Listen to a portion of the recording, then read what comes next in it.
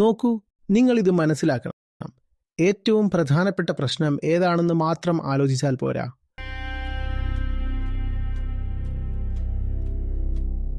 ആ പ്രശ്നത്തെ നേരിടാനുള്ള ഏറ്റവും ഫലപ്രദമായ വഴി ഏതാണെന്നും ചിന്തിക്കണം.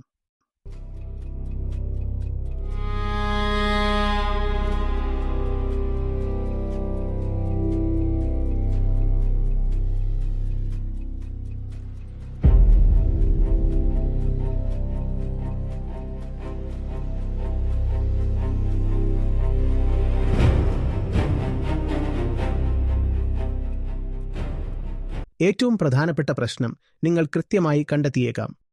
പക്ഷേ അതിനെ നേരിടാൻ നിങ്ങൾ ഉപയോഗിക്കുന്നത് ഒട്ടും ഫലപ്രദമല്ലാത്ത വഴിയാണെങ്കിലോ?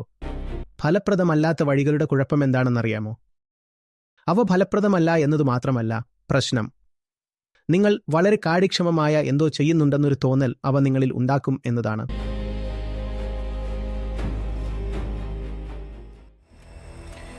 നോക്കൂ, ഒരു മരം അതിന്റെ 40 വർഷത്തെ ജീവിതത്തിനിടയിൽ വെറും 1 ടൺ കാർബൺ ഡയോക്സൈഡ് മാത്രമേ ആഗിരണം ചെയ്യൂ എന്നത് എല്ലാവർക്കും അറിയാവുന്നതാണ്. ആ മരം 40 വർഷം വരെ ജീവിച്ചിരുന്നാൽ മാത്രമാണിത്. 40 വർഷത്തിനിടയിൽ 1 ടൺ കാർബൺ ഡയോക്സൈഡ്. അപ്പോൾ ഒരു വർഷം എത്രയാണ്? 0.025. വെറും 0.025 ടൺ. 1.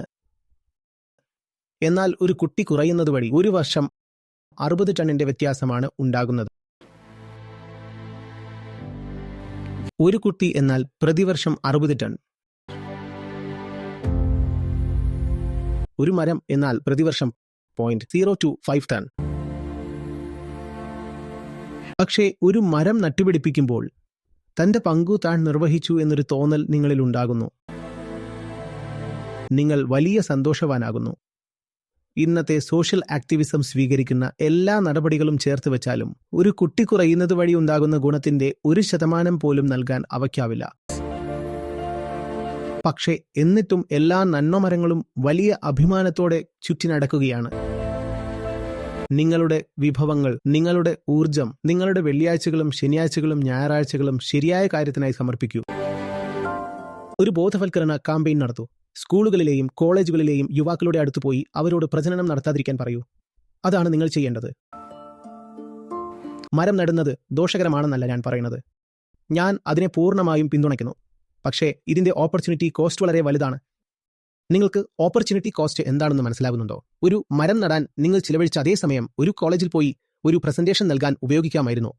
അതുകൊണ്ട് ഞങ്ങൾ ചെറിയ മനുഷ്യരാണ്, ഞങ്ങൾക്ക് ഇത്രയൊക്കെ ചെയ്യാൻ കഴിയൂ എന്ന് പറയരുത്. ഇത്രയൊക്കെ ചെയ്യാൻ കഴിയൂ എന്ന് പറയുന്നവരാണ് യഥാർത്ഥത്തിൽ പ്രശ്നമുണ്ടാക്കുന്നത്. ലക്ഷ്യബോധമില്ലാത്ത ക്ലൈമറ്റ് ആക്ടിവിസം പ്രശ്നം പരിഹരിക്കുകയല്ല, മറിച്ച് അത് പ്രശ്നത്തിന്റെ ഒരു ഭാഗം തന്നെയാണ്. യഥാർത്ഥത്തിൽ എന്താണ് ചെയ്യേണ്ടതെന്ന് തിരിച്ചറിയാതെ എല്ലാവരും ക്ലൈമറ്റ് ആക്ടിവിസ്റ്റുകളായി മാറുകയാണ്. കാലാവസ്ഥാ ദുരന്തത്തിന്റെ വേരുകൾ കിടക്കുന്നത് മനുഷ്യന്റെ ഉപഭോഗ തൃഷ്ണയിലാണ്.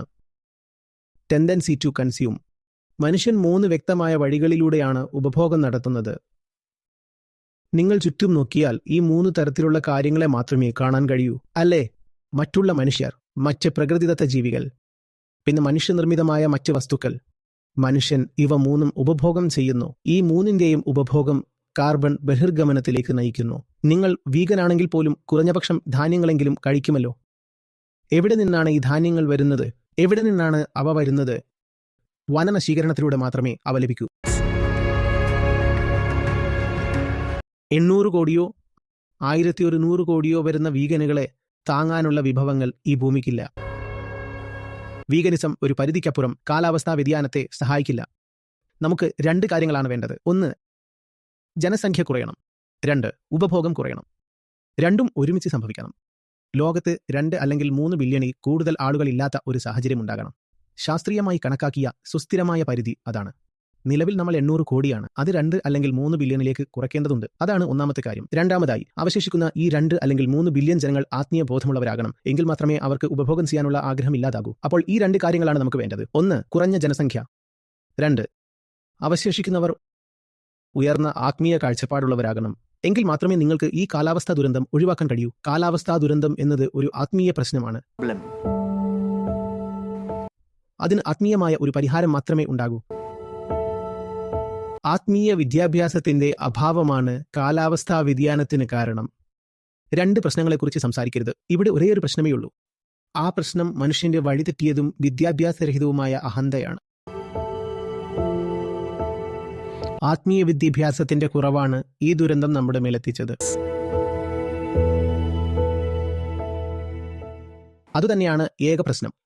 അതുകൊണ്ട് അതുതന്നെയാകണം ഏക പരിഹാരവും. നമ്മൾ ചെയ്യുന്ന മറ്റെല്ലാ കാര്യങ്ങളും വലിയ ഗുണം ചെയ്യില്ല. നിങ്ങൾ പ്രജനനം നടത്തുന്നുണ്ടെങ്കിൽ നിങ്ങൾ മുഴുവൻ മനുഷ്യരാശിയെയുമാണ് താഴേക്ക് വലിച്ചിടുന്നത്. അതുകൊണ്ട് നിങ്ങൾ ഇപ്പോൾ സൗമ്യമായ രീതികൾക്കപ്പുറം ചിന്തിക്കേണ്ടതുണ്ട്. അതിനർത്ഥം ക്രൂരത എന്നല്ല, അതിനർത്ഥം കൂടുതൽ കരുണയെന്നാണ്. ആഴത്തിലുള്ള കരുണയിൽ നിന്നും ആഴത്തിലുള്ള ഉത്തരവാദിത്ത ബോധത്തിൽ നിന്നും ഉടലെടുക്കുന്ന കൂടുതൽ ഊർജ്ജസ്വലമായ പ്രവർത്തനം. ആത്മീയതയുടെ അഭാവം ഏറ്റവും വലിയ പ്രശ്നമാകുന്നത് എന്തുകൊണ്ടാണെന്ന് ഇപ്പോൾ മനസ്സിലായോ? കാരണം നിങ്ങൾ ഒരു ആത്മീയ കേന്ദ്രത്തിൽ നിന്നല്ല പ്രവർത്തിക്കുന്നതെങ്കിൽ നിങ്ങൾ ഒരു വൈകാരിക കേന്ദ്രത്തിൽ നിന്നാണ് പ്രവർത്തിക്കുന്നത്.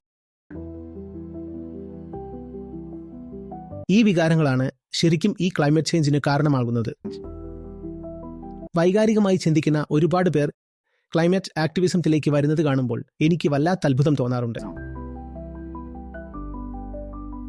വികാരങ്ങളാണ് യഥാർത്ഥ പ്രശ്നം. വികാരം എന്നാൽ വലിയൊരു പരിധിവരെ കാർബൺ എന്നാണ് അർത്ഥം. ഈ വൈകാരിക കേന്ദ്രത്തിന്റെ പ്രശ്നത്തിനുള്ള ഒരേയൊരു പരിഹാരം ആത്മീയതയാണ്. നമ്മൾ യഥാർത്ഥ പ്രശ്നത്തെ നേരിടുന്നില്ല. പ്രശ്നം തിരിച്ചറിയുക എന്നത് മാത്രമല്ല പ്രധാനമെന്ന് നമ്മൾ പറഞ്ഞു. അതിനെ പൊരുതി തോൽപ്പിക്കാനുള്ള ഏറ്റവും ഫലപ്രദമായ വഴി ഏതാണെന്നും നമ്മൾ തിരിച്ചറിയണം. എന്താണ് ആ വഴി? അത് മരം നടലല്ല. ആത്മീയമായ അവബോധമാണ് ഏറ്റവും ഫലപ്രദമായ മാർഗം. അതാണ് നിങ്ങൾ ചെയ്യേണ്ടത്. അത് പ്രയാസകരമാണ്. മരം നടുന്നതിനേക്കാൾ എത്രയോ മടങ്ങ് പ്രയാസകരമാണത്.